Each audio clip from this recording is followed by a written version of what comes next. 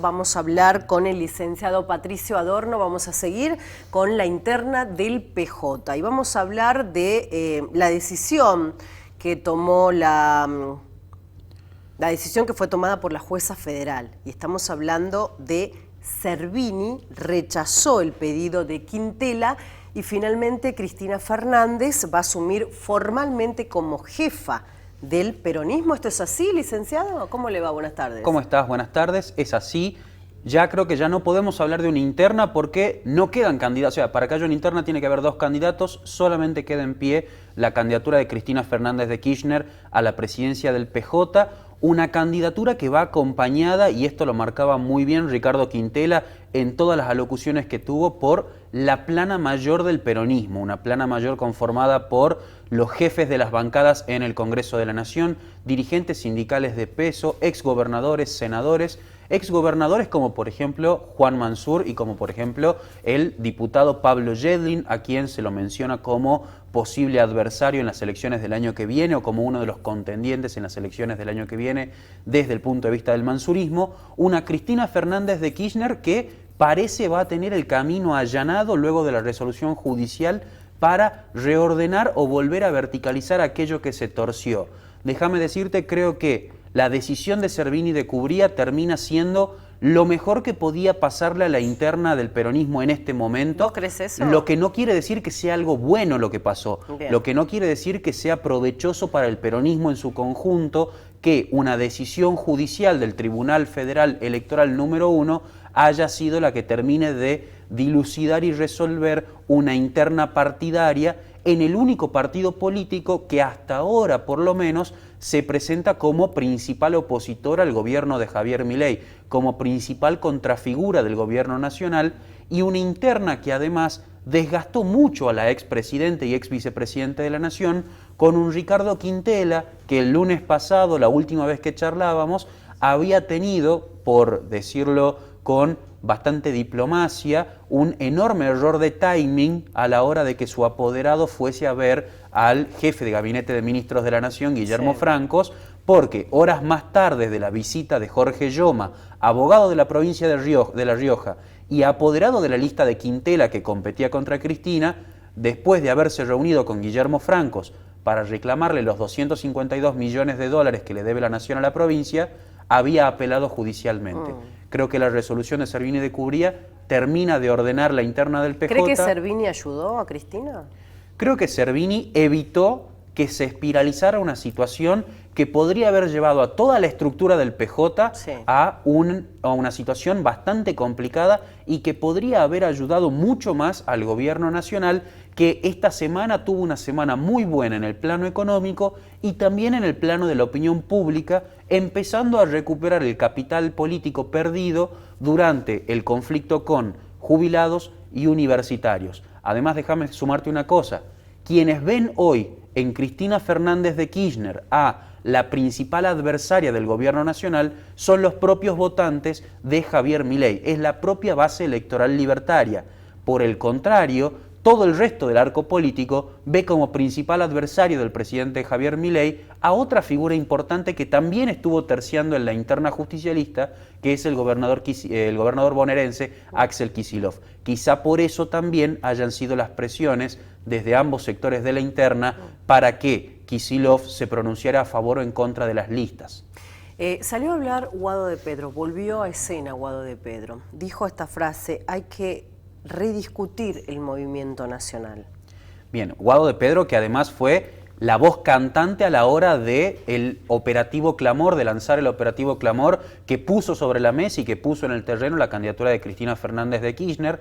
Lo cierto es que, de concretarse, hombre de Cristina también. Es uno de los hijos políticos de Cristina, así como lo es Axel. Guado de Pedro creció gracias al apoyo de Cristina Fernández de Kirchner y tuvo un rol protagónico en el gobierno de Alberto Fernández. Recordemos que era ministro del Interior, era el ministro político del gobierno de Alberto Fernández hasta diciembre del año pasado. Digo, una función... candidato a presidente.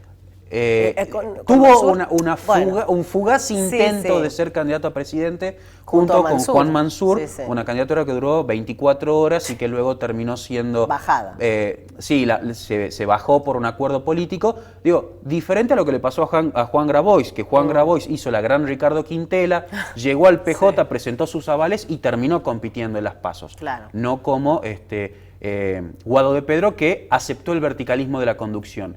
Entiendo que la declaración de Guado de Pedro va en sintonía con el objetivo inicial, el objetivo primordial de Cristina Fernández de Kirchner de reordenar aquello que se torció.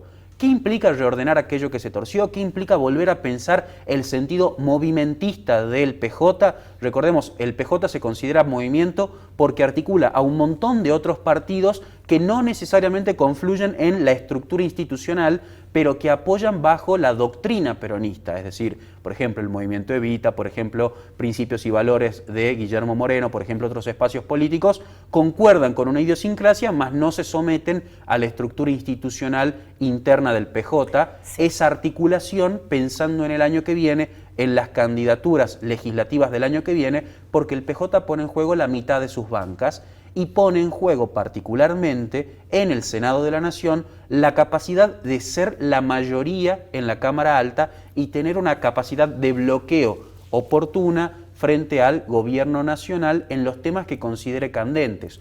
Uno de los temas que considera candentes es la conformación de las nuevas candidaturas a la Corte Suprema de Justicia de la Nación, que hoy por hoy están paradas, que hoy por hoy no están avanzando, pero que están, parecería en principio, sometidas a que se apruebe una ampliación de la Corte que la lleve a 7 o 9 miembros, para que así el resto de las fuerzas políticas acuerden con el gobierno nacional la posibilidad de ampliarlo.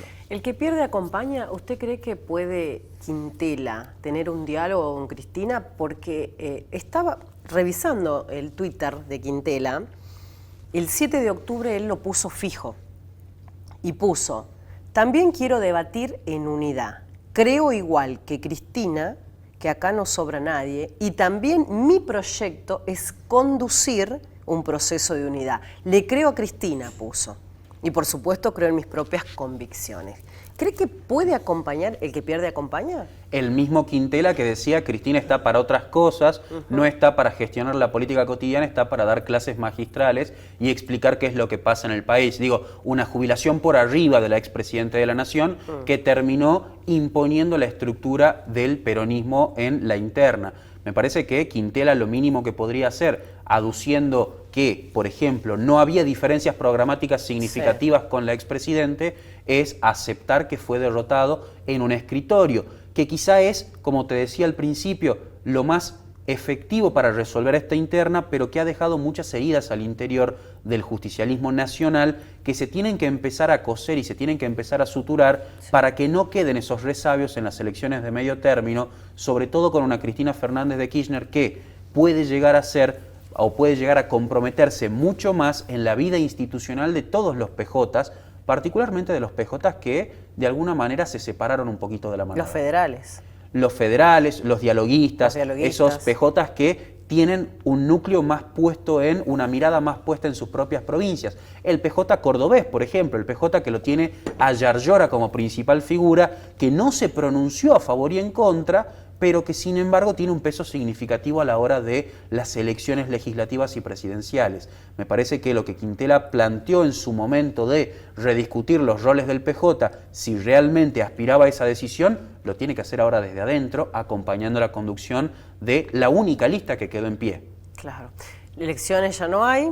Así es, el 17 de noviembre solamente va a ser una confirmación de la proclamación de la candidatura de Cristina Fernández de Kirchner como presidente del PJ, y de ahí en más la vida institucional del Partido Justicialista estará garantizada por 4 años más, es decir, por lo menos dentro de los próximos 4 años no habrá que volver a definir quién conduce el PJ nacional. Eso es un dato importante, porque quiere decir que el periodo 2027 y 2025 queda dentro de la potestad de Cristina para afirmar o no, confirmar o no las candidaturas legislativas y nacionales. ¿Cómo queda el gobernador tucumano? ¿Cómo queda él? Porque ella va a comenzar a recorrer las provincias. Va a ser muy interesante si empieza a recorrer las provincias y si empieza a visitar los PJs. En el PJ local, por ejemplo, el presidente del PJ es Juan Mansur, quien va a ser confirmado como consejero de la lista de Cristina Fernández de Kirchner. Hay que ver si eso va a tener algún rol o no en la definición de candidaturas.